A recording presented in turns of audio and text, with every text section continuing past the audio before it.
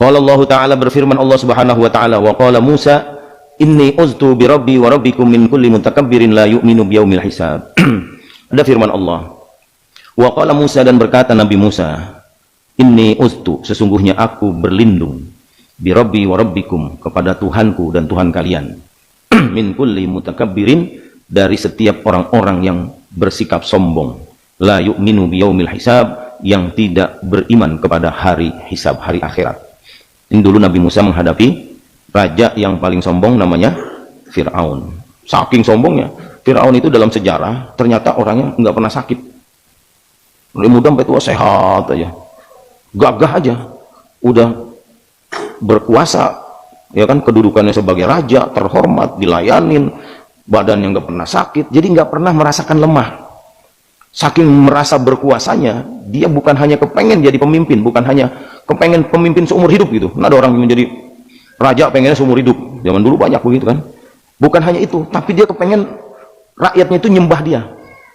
Udah saking dia merasa tinggi, sehingga dia mengatakan ma'alimtu lakum min ilahin ghairi, aku nggak mau tahu ada Tuhan selain aku yang kalian sembah. Wah, udah ngaku Tuhan jadi dia Firaun, ya. Jadi kesombongan yang luar biasa. Bahkan dia pernah nantang Allah. Dia pernah nantang Allah. Dia punya ahli teknologi, ahli bangunan, namanya Haman. Haman itu diperintahkan, coba bikin bangunan yang tinggi. Saya pengen ketemu Tuhannya Musa. Wah, sampai begitu tuh Firaun. Akhirnya apa? Allah hancurkan dengan cara dilecehkan, ya kan? Hanya dengan seorang anak bayi yang Allah kirimkan kepada dia. Akhirnya dia hancur di tangan Nabi Musa, anak yang diasuhnya sendiri. Kan Fir'aun itu waktu jadi raja, nah itu dia namanya manusia. Dia sombong, dia sok berkuasa, merasa paling gagah, paling kuat kekuasaannya, nggak ada yang ngalahin. Tapi di hati kecilnya ada rasa takut. Nah itu manusia tuh, nggak bisa dipungkirin itu. Di hati kecilnya ada perasaan takut. Apa yang dia takutin? Dia takut kekuasaannya ini hancur. Dia takut lepas kerajaannya, digantiin orang. Itu dia nggak mau. Karena udah dia merasa mencintai kekuasaan itu. Kan orang kalau udah berkuasa begitu, nggak mau lepas bawaannya, ya kan? Pengen lagi, pengen perpanjang lagi, gitu kan? Manusia juga begitu. Udah dibatasin, nggak mau, pengen lagi gitu, nambah terus. Itu manusia, ya. Nah, kalau di Indonesia berapa periode tahu gitu ya? Kita nggak tahu dah. Tapi akhirnya di situ justru rasa ketakutannya itu Allah buktikan. Dia karena rasa takutnya, dia nggak mau ada generasi muda yang pinter. Terutama anak-anak laki yang pintar dia nggak mau. Jadi setiap ada perempuan lahir, ibu-ibu lahir anak laki, itu dibunuh pasti. Biar nih rakyat jadi perempuan semua. Kalau perempuan malah ada gampangan yang nurut-nurut gitu kan. Ditekuk juga diam istilahnya kan gitu. Akhirnya setiap ada bayi lahir yang laki-laki dibunuh. Kejamnya luar biasa. Ya, bukan hanya sombong tapi kejam. Nah, dari situ Allah hancurkan dia. Karena rasa ketakutannya itu, kekuasaannya diambil sama anak-anak laki-laki yang pintar nanti. Akhirnya ketika Nabi Musa ibunya mengandung dan mau melahirkan, sama Allah disuruh ke hutan. Melahirkanlah di tengah hutan, dan setelah itu bayinya ditaruh di keranjang, itu Nabi Musa, di keranjang, dialirin, dikanyutin di sungai. Ya, kalau orang biasa begitu udah habis tuh, makan ular, makan buaya. Lah di sungai zaman dulu, bukan hanya buaya, mungkin dinosaurus yang ada itu, ya kan? Kalau sekarang sungainya, paling juga ikan sapu-sapu yang ada.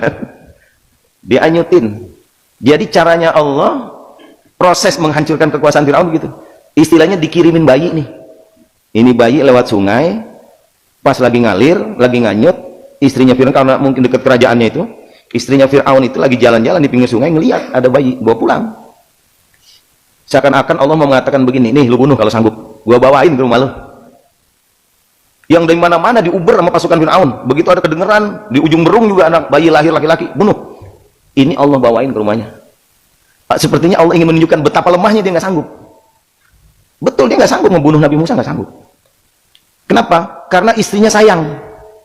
Lah orang dibunuh sama bininya, kita kan biar kita gagah bagaimana juga sama bini, takluk gitu kan. Ada orang berkumis, ya kan, waduh udah kayak jampang, gagah banget di luar, begitu mungkin diomelin diem aja kan. Iya, diomelin, begitu jewer lagi sama bininya ya. Wah ya bener emang laki-laki kalau di depan perempuannya. Sama ternyata Firaun kelemahannya di situ. Karena bininya sayang, dia nggak berkutik. Akhirnya lama-lama dia ikut sayang. Justru orang yang akan menghancurkan kekuasaannya dipiara di dalam kerajaannya, gitu. Yang akhirnya nanti dengan Musa lah semua itu menjadi runtuh karena Allah utus dia sebagai nabi, sebagai rasul. Itu membuktikan bahwa manusia betapapun dia merasa sombong tetap kecil di mata Allah. Cara Allah ngancurin bukan ditimpa pakai apa gitu kan, misalnya gunung dibikin meletus terus hancur, enggak, tapi dibuktikan dari kesombongannya itu. Nih, kalau bisa bunuh, nggak bisa ternyata, ya. Itu menandakan manusia itu sangat lemah. Nah, cerita Fir'aun itu pernah, itu karena doanya Nabi Musa, aku berlindung kepada Allah dari setiap orang yang menyombongkan diri dan tidak beriman pada hari akhirat. Dia nggak beriman, dia nggak percaya, ya kan, bahwa nanti dia akan dihisab, akan dihitung perbuatannya itu di hadapan Allah.